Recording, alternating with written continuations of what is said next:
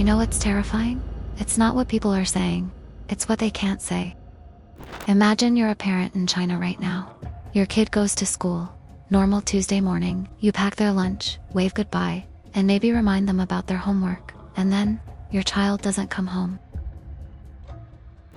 Now, here's where it gets disturbing. You try to report it. You make posters. You go online. And suddenly, the police are calling you, not to help find your kid, but to tell you to stop looking. To stop posting. To stop asking questions. This is one of the story where nobody in China is allowed to talk about. But we're going to talk about it anyway. If this is happening, and all signs point to something deeply wrong, the world needs to know. I'm talking about a wave of disappearances, mysterious deaths, and a panic so severe that Chinese parents are literally calling it a war to defend the children. And this isn't some conspiracy theory from the depths of Reddit. This is happening right now. Let me take you to January 8, 2026. Xinsai County, Hunan Province. A 13-year-old boy, we'll call him Zhu, is at boarding school. Just a regular kid.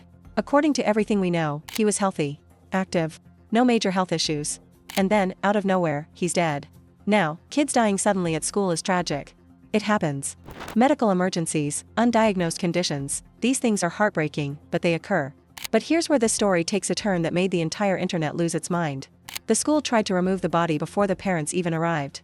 Think about that for a second. Your child dies at school, and instead of calling you first, instead of waiting for you to get there, they're already loading the body into an ambulance and trying to spirit it away. What parent wouldn't lose it? Zhu's parents did exactly what any of us would do. They jumped in their van, raced to an intersection, and physically blocked the ambulance. They demanded to see their son one last time. And when they finally got to see him, they found something that chilled them to the bone: blood around his mouth and 2 small puncture marks, about the size of a nail head, right over his heart. The parents immediately suspected foul play. Videos of the incident exploded online. We're talking millions of views in hours.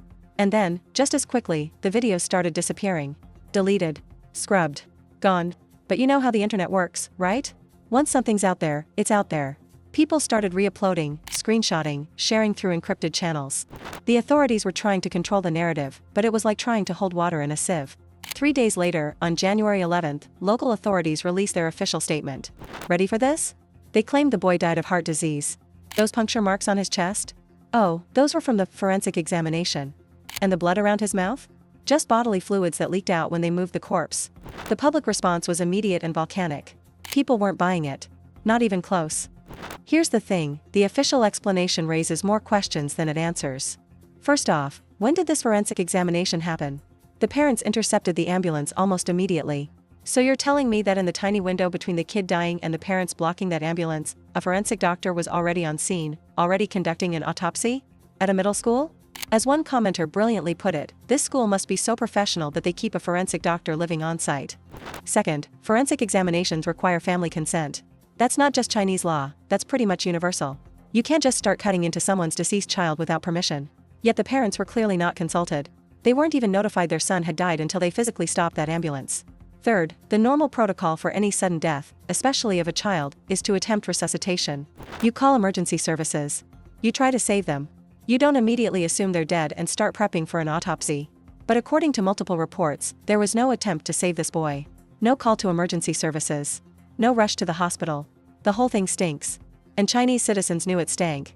The internet was flooded with outrage. You really think people are stupid? One person wrote. If this happened to my kid, I would make sure everyone involved paid with their lives. Another commented, before leaving the school, there was already a forensic doctor? What kind of operation are they running? But here's what really sent chills down my spine, the government's response to the public outcry. On January 9th, the day after the incident, concerned citizens and family members started gathering at the school gates. They wanted answers. They wanted transparency. They wanted to know what happened to this child. The government's response? Roadblocks. Checkpoints. Riot police. We're not talking about a few security guards here. Witnesses reported heavily armed riot police patrolling the streets. The entire county was essentially sealed off. Vehicles were being stopped and inspected. People described the scene as having guards every 5 steps, sentries every 10 steps, whistles and hidden posts everywhere. One person compared it to wartime occupation tactics. For a child's death at school. Let that sink in. January 10th was National Police Day in China, and the authorities used it as an opportunity to flex their muscle. The message was clear: don't ask questions. Don't protest. Don't even think about demanding accountability. The family wanted to see surveillance footage from the school. Surely there were cameras that could show what happened to their son, right? The school's response? The cameras were broken. Conveniently, all of them, at just the right time.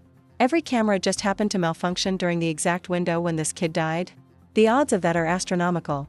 But wait, it gets worse. Because Shinsai County wasn't an isolated incident. Not even close. In the weeks following Zhu's death, reports started flooding in from across China. And when I say flooding, I mean it was like someone opened a dam. Missing children. Dead teenagers. Mysterious circumstances.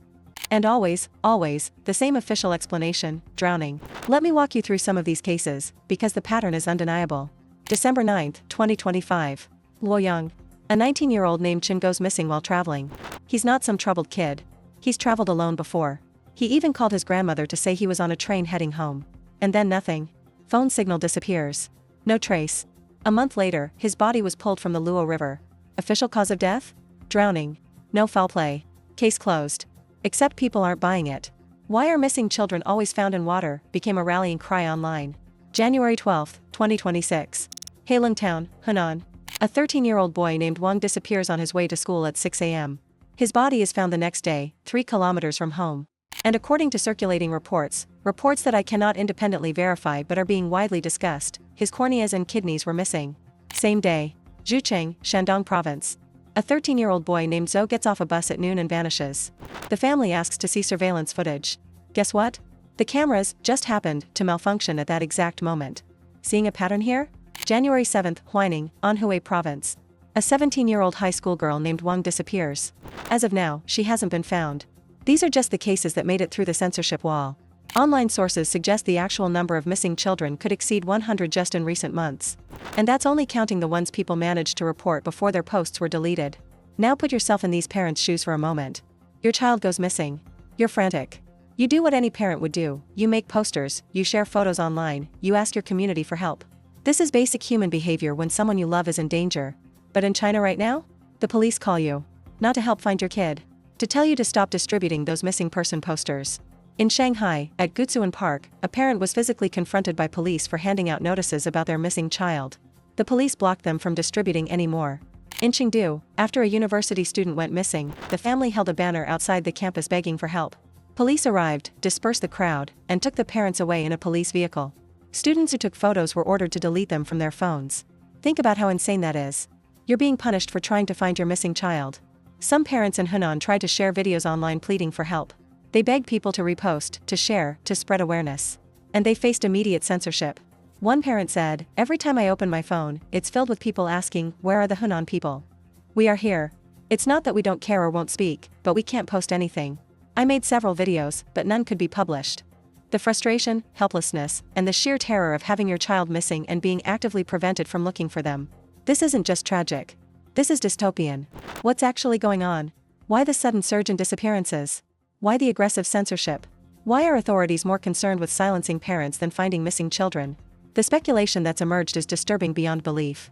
And I want to be clear, I'm presenting this as speculation that's circulating widely in China, not as confirmed fact. But the speculation itself is significant because of how many people are taking it seriously.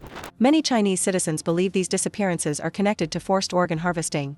The theory goes like this: China has a massive organ transplant industry. The demand for organs far exceeds the supply. And there are allegations, long-standing, documented allegations from human rights organizations, that China has been harvesting organs from prisoners, particularly political prisoners and members of persecuted groups. But now, the public fear is that the practice has expanded. That healthy young people, children and teenagers with pristine organs, are being targeted. Remember those puncture marks on young Zhu's chest? Internet sleuths found medical promotional videos suggesting that such punctures could be used to inject medication to keep a heart beating during organ removal. Former Chinese Vice Health Minister Huang Jiefu once gave an interview where he boasted that China maintains multiple living backups during organ transplants to prevent complications. Multiple living backups. Let that phrase haunt you for a moment. When those comments resurfaced online, people were horrified. Dark jokes started circulating: the best way to protect your child is to infect them with AIDS. It's gallows humor, but it reveals the depth of fear. There's another layer to this nightmare. Chinese netizens noticed something specific about Hunan province. The disappearances there seem unusually concentrated. So people started digging, trying to figure out why Hunan. Last year, government agencies heavily promoted cell and gene therapy industries in Zhengzhou's aviation hub area. Multiple biotechnology companies opened up, operating under medical banners. A whole industrial cluster dedicated to cellular and genetic engineering. Now, these industries legitimately need biological materials for research and development. But the timing is suspicious. The industrial cluster starts operating, and suddenly there's a spike in missing children in the same region? People are connecting dots. Maybe the dots don't connect. Maybe it's a coincidence. But can you blame parents for being suspicious when their children are vanishing and authorities are actively suppressing their attempts to investigate? One commenter wrote, "As long as a government uses state machinery to protect live organ harvesting, every citizen becomes a human mine." A human mine. Just sit with that phrase for a second. But here's what gives me hope in all this darkness: the Chinese people are not staying silent. Despite the censorship, despite the police crackdowns, despite the very real danger of speaking out, people are finding ways to resist. They're using coded language to bypass censorship algorithms. They're organizing what they call a parts defense war, with parts meaning organs. They're sharing information through encrypted channels. They're warning each other about free blood collection drives at schools, fearing that students are being matched for future organ harvesting. Some parents discovered that their children had blood drawn at school twice the previous year, without parental notification or consent. When confronted, schools offered vague explanations about health screenings. But parents are now telling each other, do not let your children participate in these programs. Now, I know what some of you might be thinking. This is happening in China. I'm not in China. Why should I care? Because these are human beings. Children. Teenagers. Families torn apart. If you have any empathy, that matters. Because information suppression on this scale should terrify everyone. When a government can erase mass disappearances, prevent parents from searching for their children, and scrub the internet clean in real time, that's not just China's problem. That's a blueprint for unchecked power anywhere. Because if the organ harvesting allegations are true, and there's documented evidence of forced organ harvesting in China for years, the international community has a responsibility to act. This would be a crime against humanity on a massive scale. And because silence is complicity. When atrocities happen and the world looks away because it's uncomfortable or politically inconvenient, we allow them to continue. The Chinese people are screaming for help in the only ways they can. The least we can do is listen. Look, we don't have all the answers here. We're not on the ground in China. We can't verify every claim. Some of what's circulating might be exaggerated. Some might be a rumor. Some might be paranoia born from genuine fear. But here's what I do know: children are disappearing in unusually high numbers. That's documented. Parents are being prevented from looking for their missing children. That's documented. Official explanations are inconsistent and suspicious. That's documented. The government is using massive force to suppress protests and control information. That's documented. And Chinese citizens are terrified enough to talk about a war to defend the children, despite the very real danger of speaking out. That's documented.